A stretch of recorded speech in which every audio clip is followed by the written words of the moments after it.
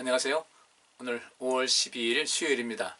수요 예배를 통해서 함께 하나님께 영광 돌리고 또 하나님 말씀을 통해서 은혜 받을 본문 말씀 고린도후서 10장 3절부터 8절까지 말씀입니다. 제가 읽겠습니다. 우리가 육체에 있어 행하나 육체대로 싸우지 아니하노니 우리의 싸우는 병기는 육체에 속한 것이 아니요 오직 하나님 앞에서 견고한진을 파하는 강력이라.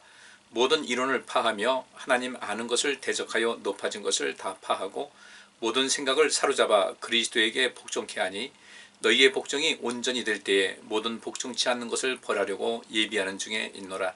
너희는 외모만 보는도다. 만일 사람이 자기가 그리스도에게 속한 줄을 믿을진대 자기가 그리스도에게 속한 것 같이 우리도 또 그러한 줄을 자기 속으로 다시 생각할 것이라. 주께서 주신 권세는 너희를 파하려고 하신 것이 아니요 세우려고 하신 것이니 내가 이에 대하여 지나치게 자랑하여도 부끄럽지 아니하리라. 아멘. 지난주에도 이 말씀을 좀 살폈는데요.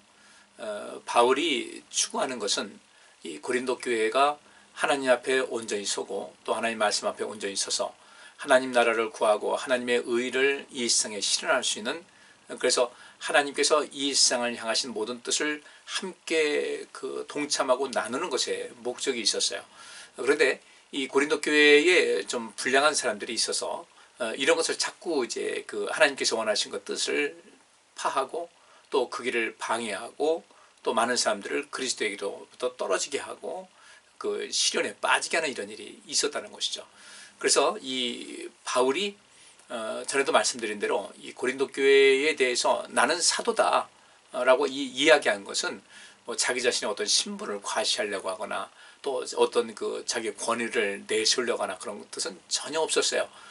단지 내가 하나님께서 말씀하신 명하신 모든 그 일을 감당하기 위해서 주의 복음을 증거하고 있는데, 내가 증거하고 있는 이런 모든 것은 그저 생각 속에 있는 그런 어떤 주관적인 체험이 아니라 내가 낙원에 이끌려가서 하나님과의 그 만남이 있었고 또 우리 예수님과의 그런 아주 굉장히 깊이 있는 대화가 있었고 또 주님을 만났고 또 그 속에서 은사를 받았고 또 그 속에서 이 오감을 통해서 하나님의 은혜를 체험했고 또 누군가 이 오감을 통해서 하나님의 은혜를 체험할 수 있는 그런 많은 일을 해왔다는 것이에요. 그러니까 바울이 증거하고 있는 이런 것은 누가 봐도 객관적이고 합리적이고 논리적인 이런 주의 사역이었는데, 이것을 시샘안에서 그런지 어떤지 바울에 대해서 길을 막고 또 저항하고 하나님의 일을 그르치는 사람들이 있었던 것입니다.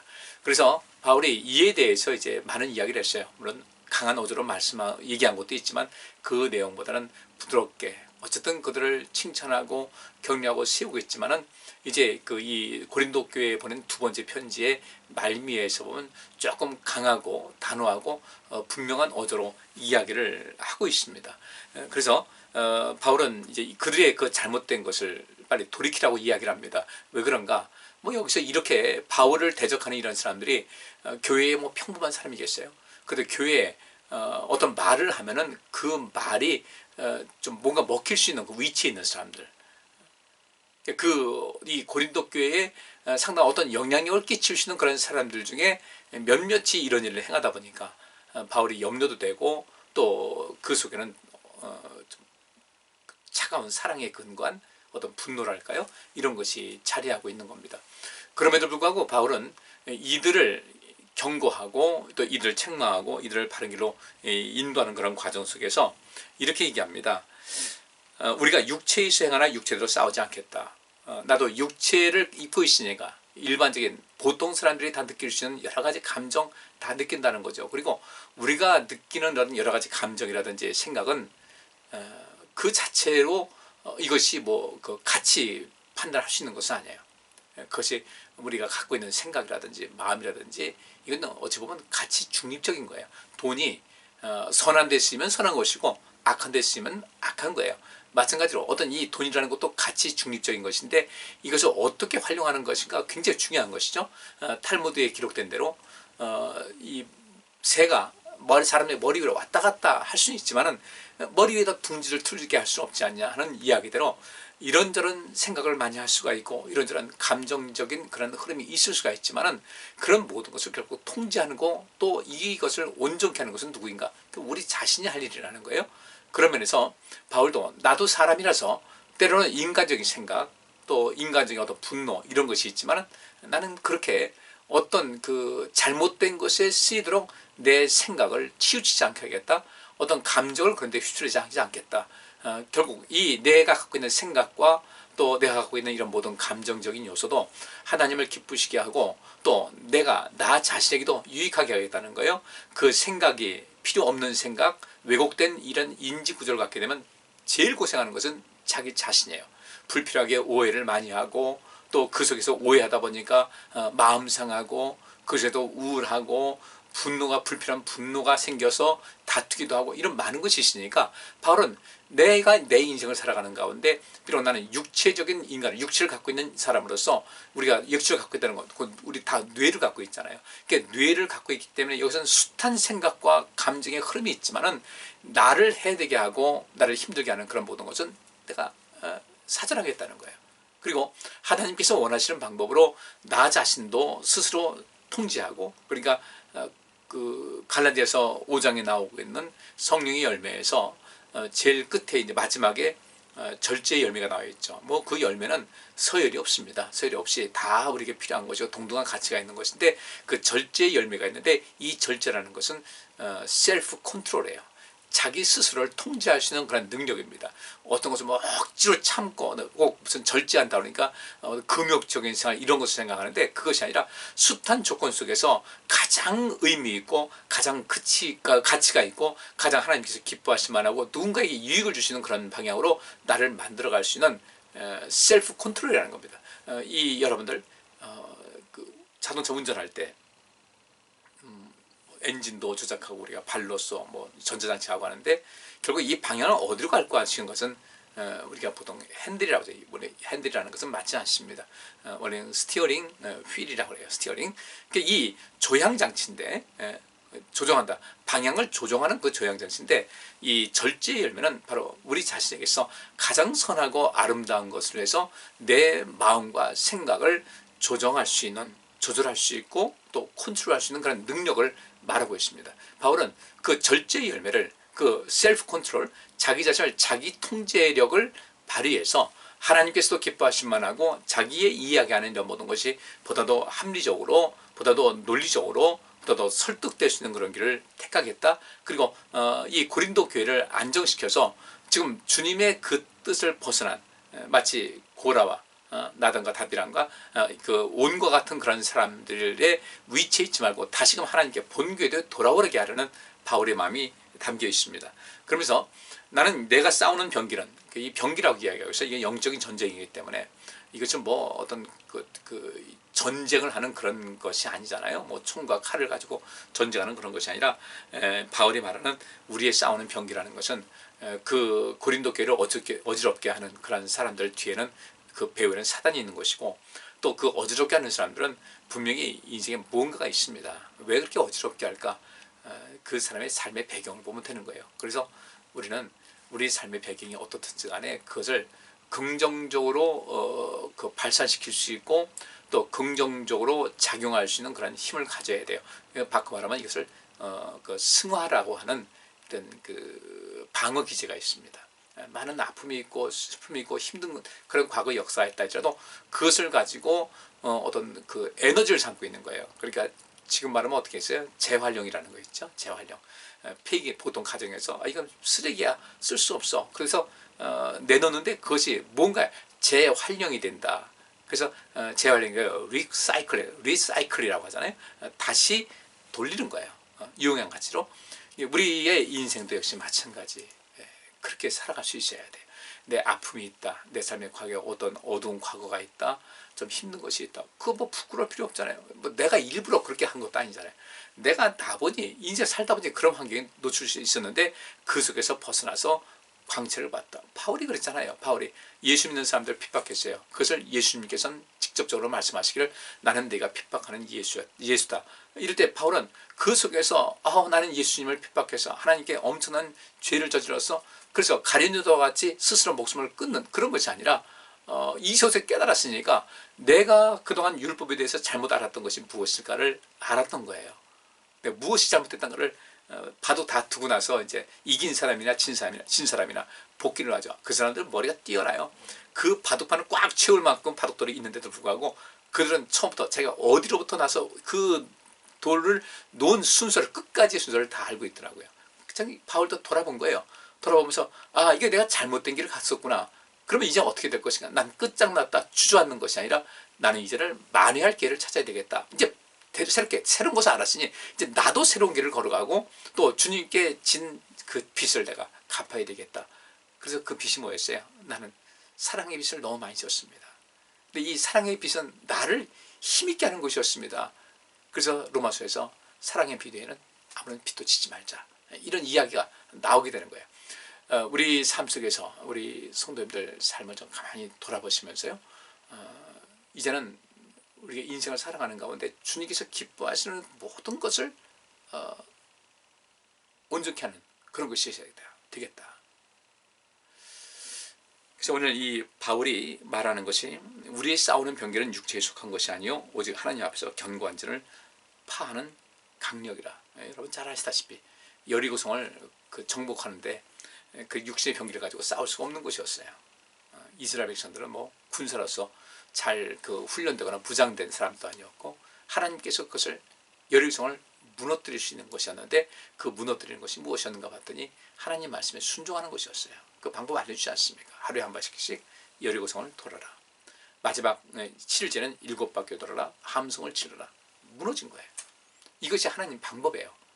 근데 우리는 늘 우리의 연약함을 자꾸 탓을 하거든요. 난 연약해서.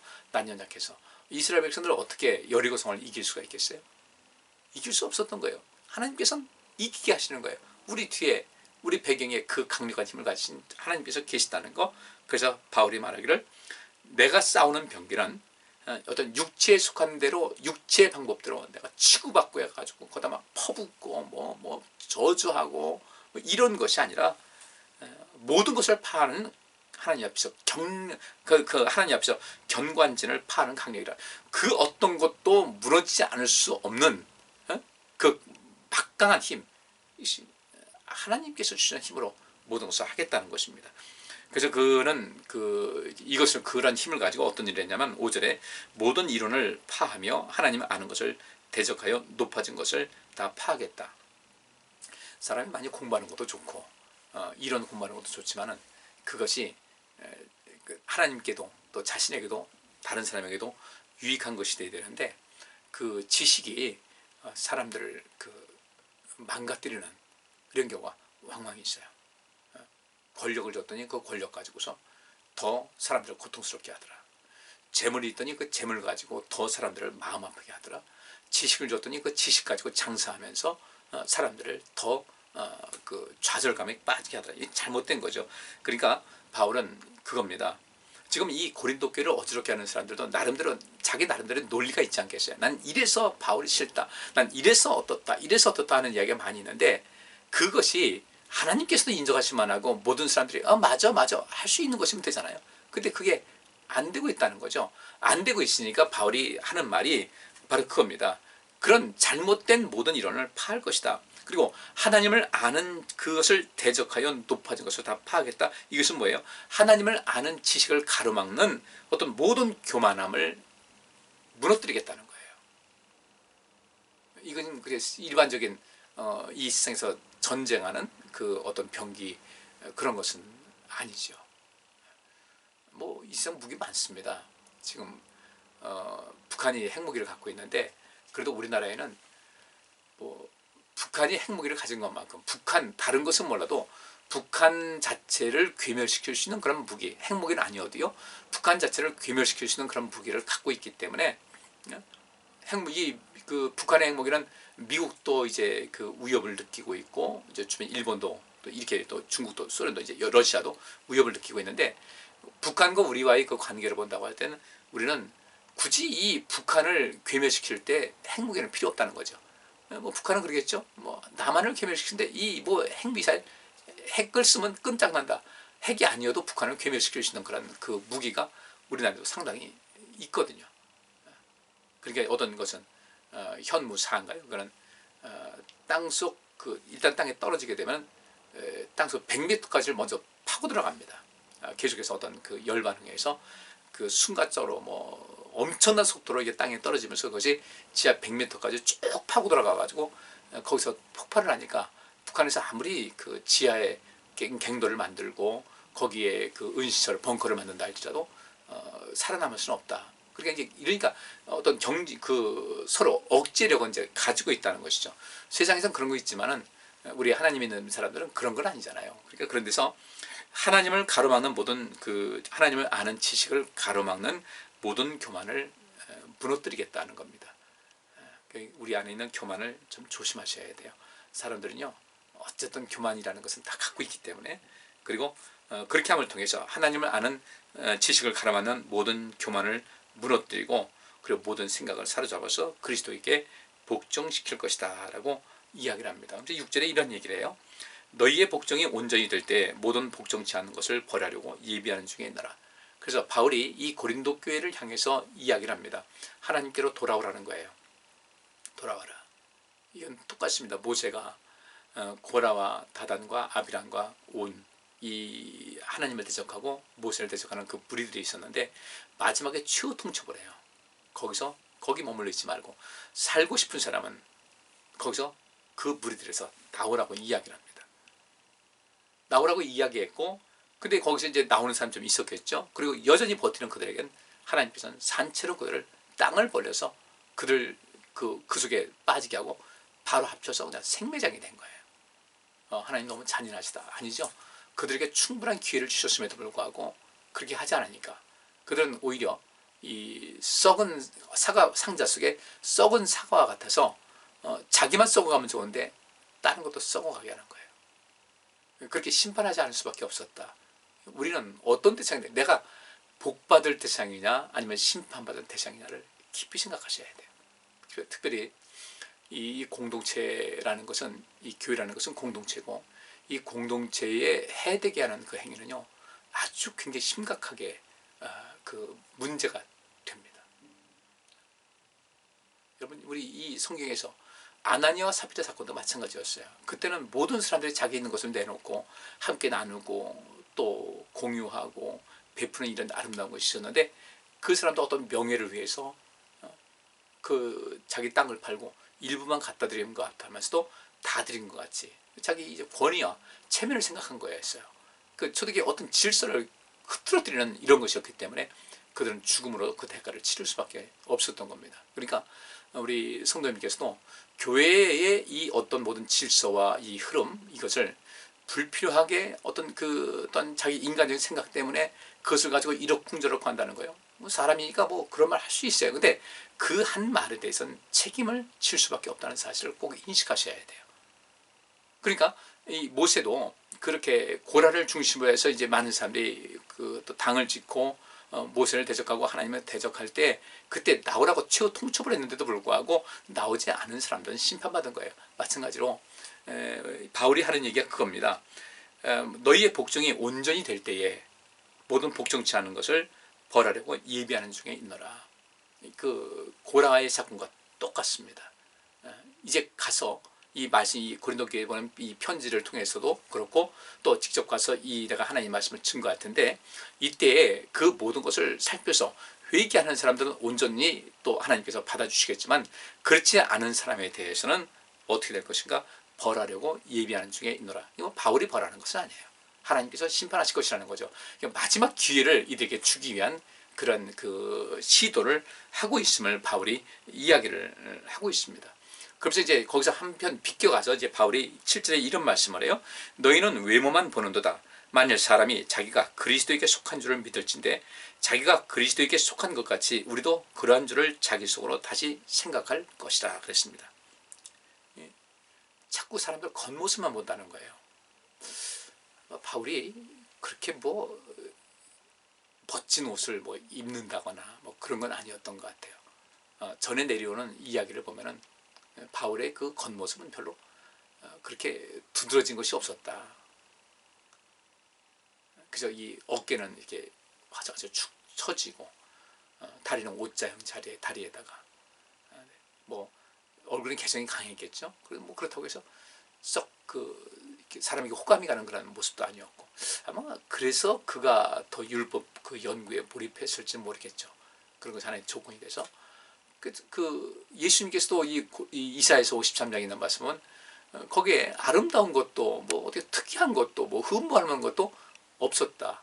사람들이 볼 때 특이하게 보이지 않는다는 거죠. 거기다 예수님께서 마지막에 예루살렘 성에 이제 고난 받으시기 위해서 입성하실 때도 나귀 새끼를 타고 올라가니까 거기다 이제 제자들은 그 겉옷을 가지고 안장을 하고 이렇게 해놨는데 얼마나 초라해 보이겠어요. 근데 그분께서 하나님의 아들이셨거든요. 여러분들 겉을 꾸미러 가지 마세요. 속이 비면은 자꾸 사람들이 겉을 꾸밉니다. 화장은 화장이어야 되지 그저 분장에 불과해야 되지 이것이 변장이 되면 안 돼요. 어떤 분이 가끔 우스갯소리를 그러더라고요. 화장했네. 아유 난 화장이 아니라 난 변장을 했어. 화장은 분장이잖아요. 좀 더 아름답게 보이기 위해서. 근데 이 변장까지 가면 안 되는 거죠. 우리의 인생은 내 내면을 좀 채우세요. 내면을 채우고 그 속에서 그 필요한 만큼의 자신감을 좀 갖고 계세요. 그래야 세상을 리드하시는 것이 됩니다. 근데 그것이 그런 자신감도 없고 낮은 자존감도 그 자신감도 없고 자존감이 낮으면은 늘상 누군가를 비판을 하고 자기가 굉장히 뛰어난 사람인 것 같이 자꾸 사람들에게 자신을 드러내려고 그래요.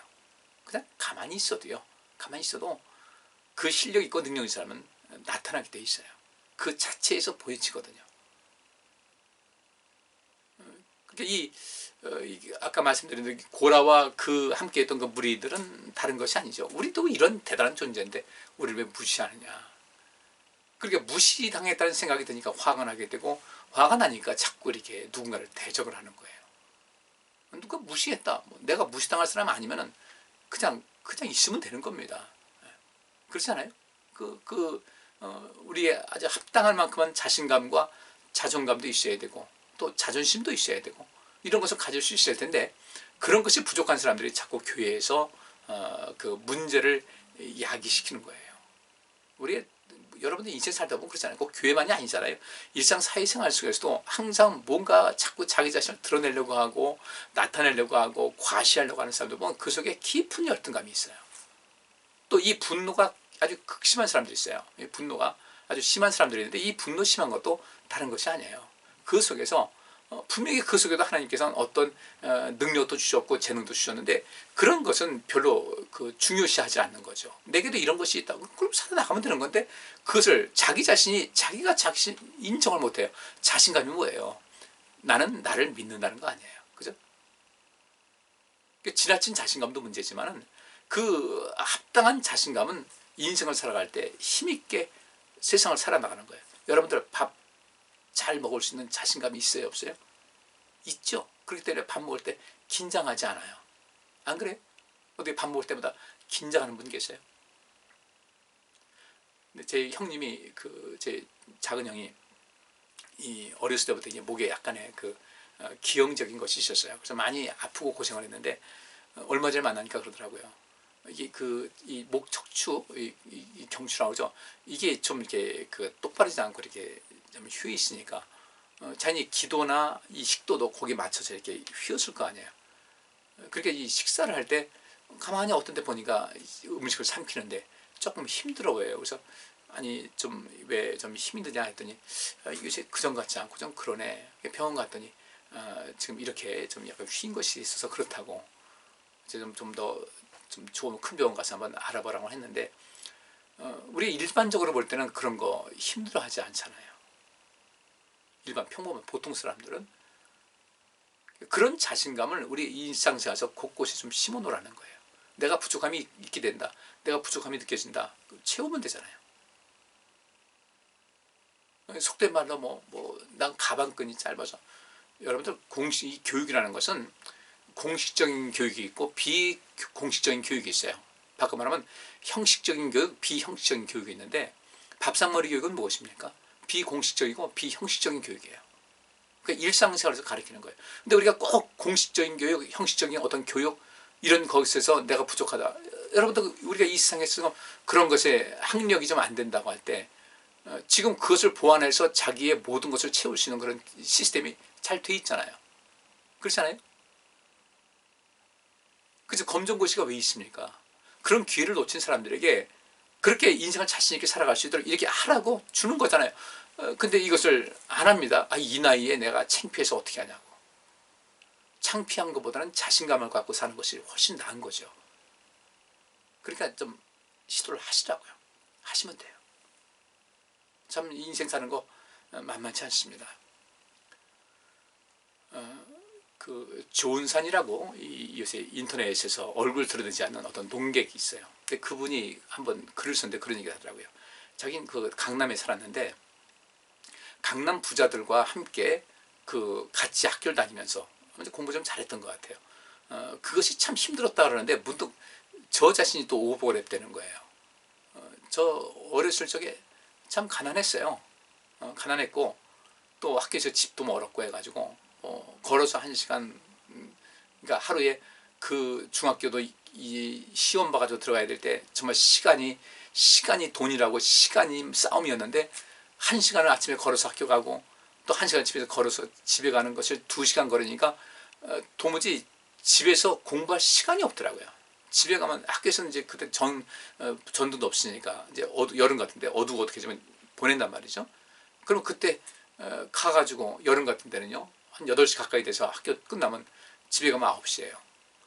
제가 키가 129cm였어요. 그 생활 기록부 있는데 키가 조금 해가지고 중학교 들어가니까 키가 6번이더라고요. 키순대라니까. 근데 그렇게 하니까 아침에 또 5시에 일어나가지고 학교 가야 되는데 여러분 어떻게 학교에서 집에서 공부할 시간이 있어요? 그래도 저 공부를 잘했어요. 그렇게도 공부를 잘했는데 제가 그래서 이제 수분단에 앉았단 말이에요. 수분단에 앉았는데 거기 18명이 앉았는데 유일하게 저만 도시락 싸가지고 오는 거예요. 딴 아이들은 부모님들은 전부 다 도시락을 그 뜨뜻한 배 해가지고 국 끓여가지고 촥 하고 저도 우분단의 절반까지는 그렇게 하는 사람들이 많았어요. 근데 그 수분단에서 유일하게 제가 도시락을 이제 펼쳐놓고 먹는데 왜 그런지 그 당시엔 그게 그렇게 창피했어요. 참 창피했어요. 그리고 가난한데 집이 가난한데 공부 잘하는 것도 참 쉽지 않구나. 그때의 그 아픔도 있어요. 아픔도 있는데 나중에 제가 생각을 바꿨죠. 그때 제가 인생 뭐 부실하게 사는 것도 아니잖아요. 저 나름대로 성실하게 살았고 열심히 살아서 지금 이제 이렇게 그 문 영혼들에서 일할 수 있게 됐고 누군가를 가르칠 수 있고 또 선한 영역을 행수할 수 있는 그런 기회가 왔으니까 그래서 제가 나중에 그렇게 생각했죠. 우리 그런 동화도 있잖아요. 미운 오리 새끼. 그 오리들 세계에서는 아주 미워 보이고 독특해 보이니까 미운 오리 새끼 이렇게 분류가 됐는데 나중에 보니까 백조더라. 저는 그렇게 스스로 생각하죠. 나는 그 당시에는 초라해 보였을지 모르지만 나는 백조다. 저는 그렇게 인생을 살아가요. 그렇게 살아가요. 그런 자신감을 갖고 살아갑니다. 그렇게 살아가는 사람들은 그렇게 어떤 적당한 수준의 자신감, 그 자신감은 자기도 유익하게 하고 남들도 유익하게 하는 그런 자신감입니다. 그 자신감이 없다 할 때는 그 자신감을 채울 수 있는 어떤 시도를 여러분께서 하셔야 돼요. 그러면 자존감도 높아져요. 괜히 내가 그 어떤 상황이 있어 공부를 많이 못했다. 그럼 위축돼 가지고 있고 위축될 것도 없어요. 그래 그것이 영 마음에 걸리면 지금부터라도 하시라는 겁니다. 얼마든지 기회는 있으니까요. 그렇게 세상을 살아가는 이런 과정 속에서 우리는 우리 자신을 든든하게 서게 되는 것이고 그렇게 인생을 살아가는 사람들은 어느 곳에서도 선한 영향력을 끼치는 진정한 리더의 삶을 살지 어떤 조직이나 집단이나 교회나 사회나 가정에서 그 트러블 메이커 문제아로서의 인생은 절대로 살아가지 않는다는 겁니다. 근데 이 고린도 교회는 그런 사람들이 있었어요. 그러니까 이 사람들은 겉모양만 보는 거예요. 그래서 바울을 봤을 때 뭐 부실해 보이는 거죠. 하찮아 보인다 이거죠. 그게 자꾸 그를 자꾸 깎아내리는 것에 힘을 다하는 거예요. 그런 얘기합니다. 겉모양 보고 깔보고 무시하는 것은 뭐예요? 난 너보다 낫다. 당신보다 난 낫다고 생각하는 거 아니겠어요? 근데 바울은 그렇게 얘기합니다. 사람들 겉모양 보고 하지 말아라. 나도 누구 못지않게 속에 꽉 찬 사람이라는 겁니다. 그래서 제가 여러분에게 말씀드린 거예요. 뭔가 내 안에서 꽉 찬 것이 부족하다고 느껴지면요, 그것 때문에 탓하고 부모님 탓하고 뭐 하지 말고, 탓하려면 자기 자신을 탓하라는 거예요. 나는 왜 그 기회를 놓쳤을까? 지금이라도 놓치지 말고 하시라는 거예요. 나의 탓하지 말고요. 그러면서 스스로를 뿌듯하게 여길 수 있는, 스스로를 대견하게 여길 수 있는 그런 마음을 가지라는 겁니다. 근데 그런 것이 여기 이 고린도 교회는 그런 것이 안 된 이 사람들이 바울을 겉모양으로 판단하면서 바울에게 향해 난 너보다 낫다는 거죠. 뭐 여기 와서 자꾸 이렇게 이런저런 얘기를 하고 그러냐라고 하면서 그랬겠죠. 유대인인 주제에 뭐 이런 얘기 했겠죠. 또 같은 유대인들은 뭐 저건 뭐 유대교에서 벗어나가지고 저게 그 기독교라는 이단에 빠져고 저런 것이니까 저건 뭐 구원받지도 못하고 지옥 갈 모습이다 이렇게 하면서 많은 사람이 그랬을 텐데, 근데 이 고린도 교회 안에도 그런 사람들이 있었다는 것이 참 안타까운 거예요. 그래서 바울이 말하기를 여러분이 자기 자신에서 그렇게 과시하고 교만하고 의시되고 그러니까 그 바울을 자꾸 폄훼하고 깎아내리는 그런 사람들 보면 그들 속에서는요 자존감이 낮은 거예요. 자신감도 없었던 거예요. 뭐 바울과 견주어서 자신 있는 사람 같으면 뭐라고 굳이 깎아내릴 필요가 있어요? 자기가 자꾸 이렇게 그 견제가 되니까 그걸 깎아내리고 거기서 상대적으로 자기가 높아지려고 하는 그런 심리거든요. 그러니까 바울이 이야기합니다. 그렇게 당신들이 뛰어나다고 생각한다면 내게도 저 사람에게도 그런 부분이 있을 수가 있다고 생각을 해야 이게 그리스도의 마음이 아니겠냐. 그런 마음을 가지라고 하는 겁니다. 그러면서 바울이 이제 또 한마디 하는 것이 뭐냐면 주께서 내게 주신 권세는 너희를 파하려고 하신 것이 아니요 세우려고 하신 것이니 내가 이에 대하여 지나치게 자랑하여도 부끄럽지 아니하리라. 그래서 내가 좀 자랑을 하겠다는 거죠. 자꾸 나를 깎아내리고 뭐 여러분들은 자기가 뭐 나보다 더 잘났다고 얘기한다는데 나는 지금 그런 데서 내가 인간적인 방법으로 내가 억울하고 화가 나고 나를 무시했다고 해서 그게 격정된 마음으로 이제 여러분들 대하는 것이 아니라 내가 지금 여러분에게 대하는 것은 여러분을 파하려고 여러분들 좀 더 주저앉히고 내가 복수하고자 하는 그런 마음이 아니다. 이제 그 다음에 보면 어떻게 돼요? 바울이 어떤 경험을 했는지를 쭉 이야기가 나와요. 나는 이런 사람이라는 것이죠. 근데 이런 이야기를 내가 할 텐데 그렇게 하려고 하는 것은 여러분이 나에게 하듯이 나를 깎아내리고 또 나를 무시하고 폄훼하듯이 그렇게 하는 것은 아니다. 단지 나는 여러분들을 세우려고 하는 것이다. 예레미야서에 그런 부분 말씀이 있죠. 하나님께서 이스라엘 백성들을 이제 점점 이 바벨론의 손아귀에서 점점 이제 고통당하게 하셨어요. 결국 나라가 망했죠. 이때 이스라엘 백성들은 하나님께 탓을 합니다. 이게 무엇입니까? 그러니까 하나님께서 예레미야를 통해서 하신 말씀이 내가 너희에게 주려는 것은 소망이다. 절대로 너희를 망하게 하는 것이 아니다. 소망을 주려는 것이다 라는 말씀하셔요. 바울도 그 얘기를 하는 겁니다. 내가 이제 여러분을 향해서 나를 변론하고 내가 여러분에게 좀 할 말은 하겠습니다. 그러나 이것은 여러분들을 내가 주저앉히고 아주 꼼짝달싹 하지 못하고 내가 보복하는 그런 심리를 하는 것이 아니라 여러분이 돌이켜서 그리스도 앞에 바로 선 사람이 되기 위해서 하는 것이니 내가 나의 자랑을 한다고 할 때 좀 들어달라는 거죠. 듣고서 자신을 돌아보고 우리가 하나님 앞에 온전한 모습으로 서 나갑시다라는 이런 권면의 말씀이 나와 있습니다. 자, 오늘 여기까지 하겠습니다. 우리는 과연 어떤 존재인가 생활하시고 좀 더 충분한 지나치지도 않고 모자라지 않은 그런 자신감을 갖고 또 그 속에서 높은 자존감을 갖추고 하나님 앞에서 나는 정말 멋진 사람이다라는 그런 분명한 의식을 가질 수 있도록 여러분 자신의 뭔가 부족함이 있다, 뭔가 채워줄 것이 있다, 나를 자꾸 힘들게 하고 속상하는 것이 내게 속상하게 하는 것이 내 안에 있다라고 생각한다면 그것을 채우는 것에 힘을 다하셔야지 평생 회한 속에 인생을 살면 안 돼요. 믿음도 채우시고 하나님의 은혜로도 채우시고 또 지식, 내가 좀 더 많은 세상적인 어떤 그 학문의 수준도 올라가고 싶다, 채우시라는 거예요. 충분히 할 수 있어요. 안 한 것이지 못한 것이 아니에요. 여러분들 그리스도 안에서 정말 모든 면에서 여러분들 오감을 만족할 수 있는 그 놀라운 그 은혜가, 은총이 하나님께로부터도 임하겠지만 여러분 자신이 여러분에게 선물할 수 있는 그런 삶을 살아갈 수 있기를 바랍니다. 기도합니다.